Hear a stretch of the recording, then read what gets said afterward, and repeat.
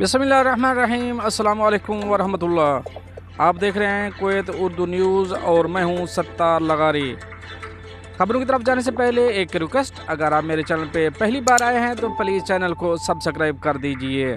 اب چلتے ہیں خبروں کی طرف۔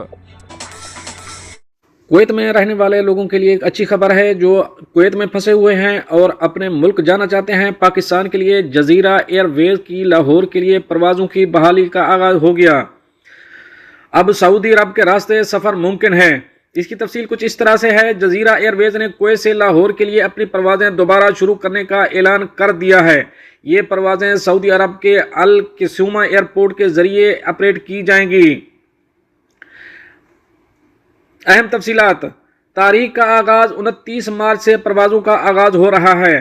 شیڈول ہفتے میں 2 پروازیں اتوار اور بدھ کو چلائی جائیں گی۔ مسافروں کے لیے جو طریقہ کار بتایا گیا ہے کہ مسافروں کے چیک ان مشرف کویت میں ہوں گے، جہاں سے انہیں بس کے ذریعے سعودی عرب کے القصومہ ایئرپورٹ لے جایا جائے گا اور وہاں سے لاہور کے لیے روانہ ہوں گے۔